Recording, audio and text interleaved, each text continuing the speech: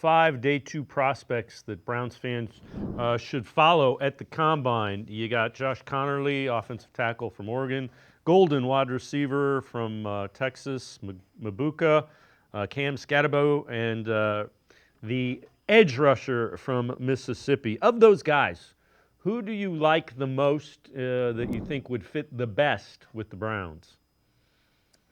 I think at 33, I would look at, either Josh Connerly Jr. or Matthew Golden, because I've said before, this needs to be an offensive heavy draft. I think if Josh Connerly's there, you have a guy who's got the mobility, or you're looking for an offensive tackle, maybe needs to get stronger, but again, he's a young player, so that's not a problem. I think that's a good thing.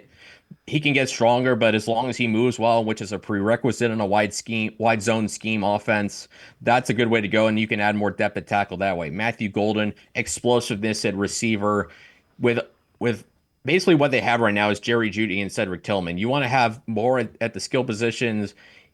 Golden is an explosive receiver. He really came on at the end of last season. He can have some frustrating drops, but he's got some outstanding body control. He could be a guy that sneaks in the first round. He was an outstanding player for Texas down the stretch, and he was so important for the Longhorns making the playoffs, at least 50 yards in 5 of his last 6 games of the season. Then the third round is where I'd be looking for, Makuba, who's kind of a true free safety, a kind of a center field safety.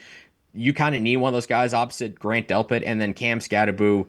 He kind of falls in the man crush territory for me in this draft. I just really love the way he plays. Daniel Jeremiah on his Thursday conference call was asked about Cam Scatterbo. He said he thought of him as a smaller James Conner, and he also said he plays like a Plinko chip from The Price is Right, and because he's always bouncing off people, he's hard to tackle, and it's easy to see why. It's easy to see why he gets that comparison. 103 missed tackles for us according to PFF. That's second in the country, only to Ashton Genty. About 215 pounds, so he's kind of feels like a prototypical AFC North side running back. Not to mention he's a dynamic receiver. I like to think of him as a chunk merchant, a guy who may not get an 80-yard play, but he can get you 10 to 20 to 30 yards almost at least once a game. And those kind of guys are just as valuable as home run hitters because you may only get one or two of those home runs in a season, but if you can get chunk plays and you can shorten drives offensively by getting 30 yards or even 20 extra than you thought you were going to gain. I mean, that is such a valuable weapon to have.